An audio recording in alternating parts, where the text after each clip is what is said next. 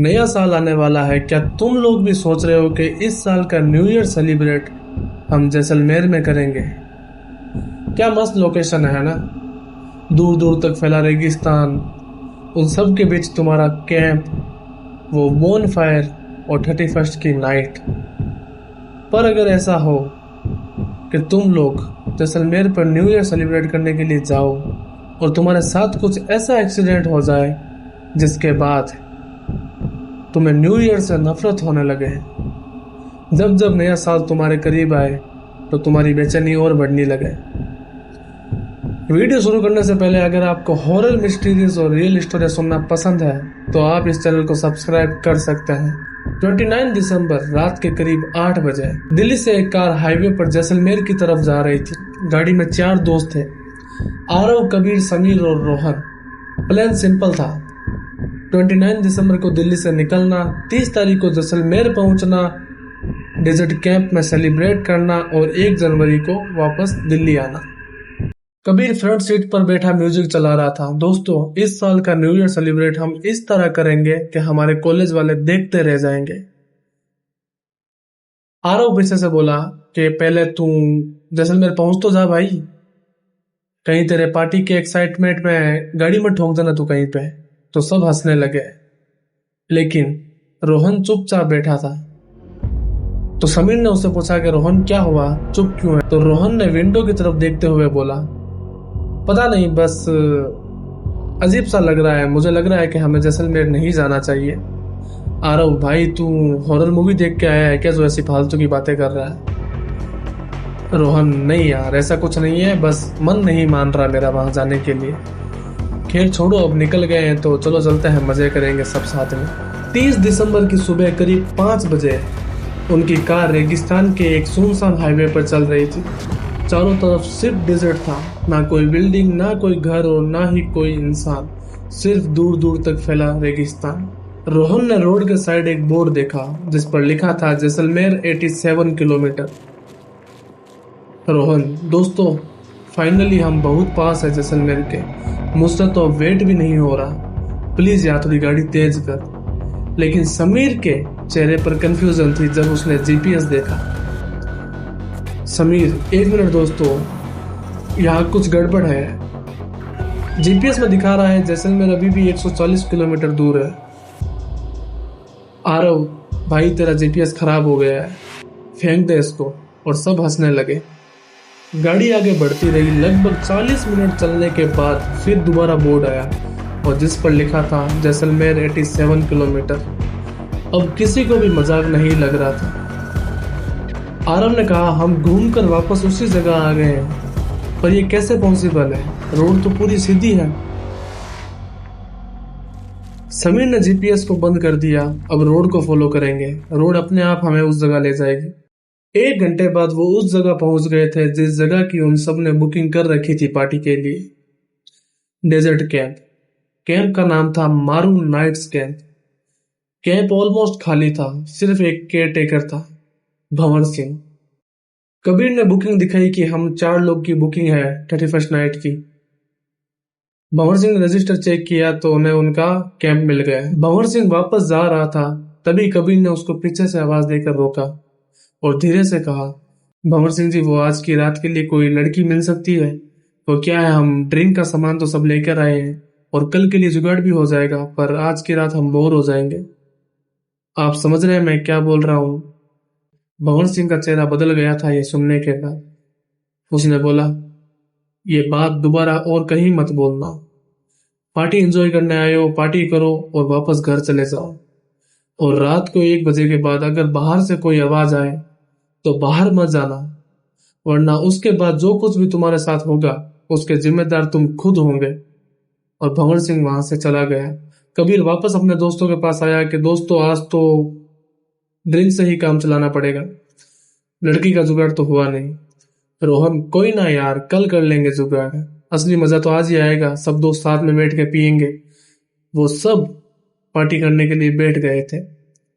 रात के करीब 1 बजे तक पीने के बाद उन सब ने इतनी पी ली थी कि उनके पैर भी नहीं संभल रहे थे। और रात को 1 बजे उन्हें बाहर से एक आवाज आई, प्लीज मेरी मदद करो, प्लीज मुझे बचा लो। समीर को वो आवाज सुनाई दी। समीर, वो कोई आवाज आ रही है बाहर से। रोहन, हाई तुझे चढ़ गई है। और फिर दोबारा आवाज आई, और इस बार आवाज कबीर को भी सुनाई दी थी। कबीर, हाँ यार दोस्तों, आवाज तो आ रही है बाहर से, चल चल के देखते हैं। समीर और कबीर दोनों बाहर आए देखने के लिए कि कौन है। उन सब ने इतनी पी रखी थी कि भंवर सिंह की बात तक भूल गए कि बाहर नहीं निकलना। वो दोनों बाहर आए तो सामने एक लड़की खड़ी थी। लड़की बहुत सुंदर थी और कालबेलिया डांसर थी। कबीर, क्या हुआ तुमको, क्यों मदद मांग रही हो? वो लड़की बोली, मुझे कुछ आदमी मारना चाहते हैं। उन सब ने बहुत पी रखी है, वो मेरे साथ कुछ गलत करना चाहते हैं, प्लीज मुझे बचा लो। समीर बोला, इतनी रात को कौन है यहाँ? आसपास कोई कैंप भी नहीं है, तुम आई कहाँ से हो? वो लड़की बोली, मैं बहुत मुश्किल से उन सब से बचकर आई हूँ, प्लीज मुझे बचा लो। कबीर, हम तुम्हारे साथ चलते हैं, बताओ वो कौन है? समीर और कबीर दोनों उसके साथ चले गए। बहुत देर हो गई पर वापस नहीं आए। अंदर बैठे रोहन और आरव ने आवाज दी, कबीर कहाँ हो यार, जल्दी आओ भाई, वरना हम सारी खत्म कर देंगे। पर बाहर से कोई जवाब नहीं आया।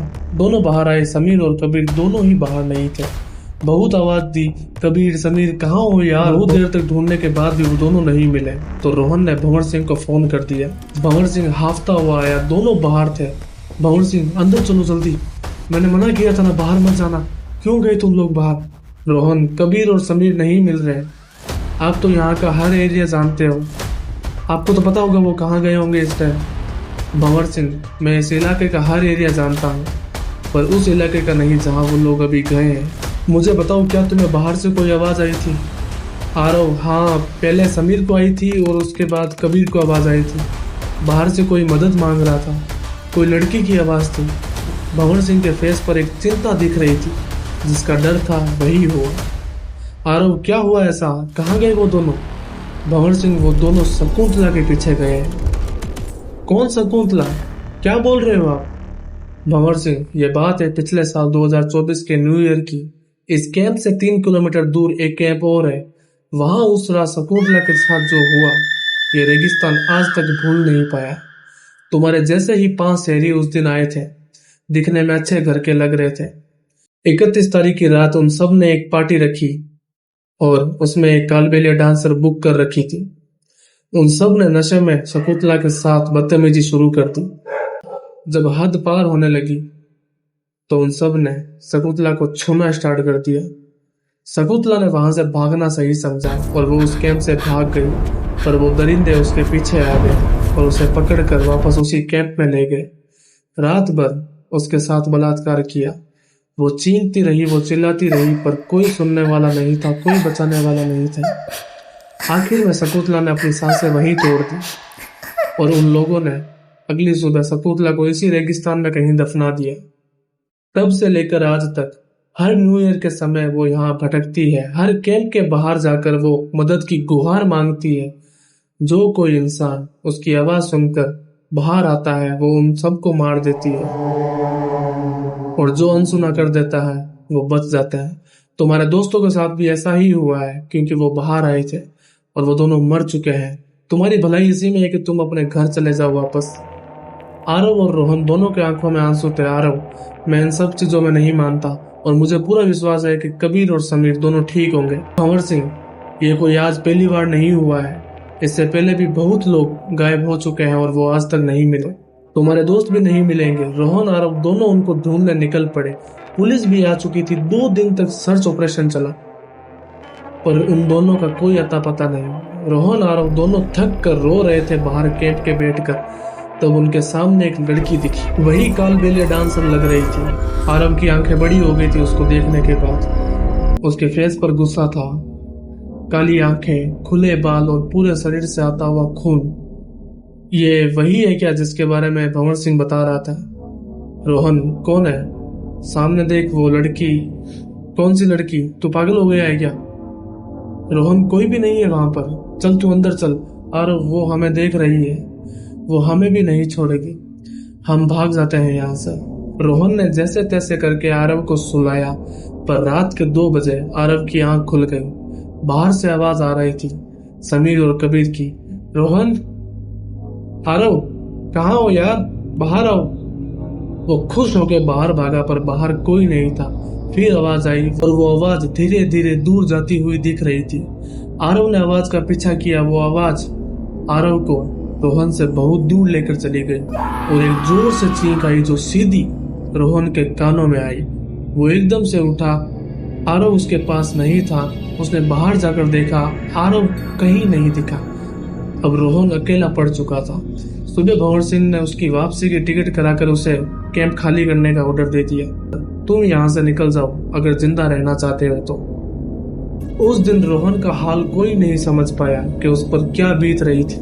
उसके भाइयों जैसे 3 दोस्त हमेशा के लिए उसे छोड़कर चले गए। रोहन ने उन सब की यादों को उसी 2025 की न्यू ईयर पार्टी में छोड़कर दिल्ली आना सही समझा। लेकिन आरव, समीर और कबीर का कोई पता नहीं चला कि वो लोग कहाँ गए। न्यू ईयर सिर्फ नया साल नहीं लाता, कुछ लोगों के लिए वो एक ऐसी जिंदगी लाता है जो उन्हें 1 जनवरी से अकेले जीनी पड़ सकती है। अगर कभी न्यू ईयर पर जैसलमेर जाने का प्लान बने तो एक बार जाने से पहले जरूर देख लेना कि वहां ऐसा कुछ एक्सीडेंट हो तो नहीं रखा। कहीं ऐसा ना हो कि वो न्यू ईयर आपके लिए यादगार बन जाए। वीडियो अगर पसंद आई हो तो वीडियो को लाइक करें, चैनल को सब्सक्राइब करें। मिलता है नेक्स्ट वीडियो में, तब तक के लिए टेक केयर, बाय बाय।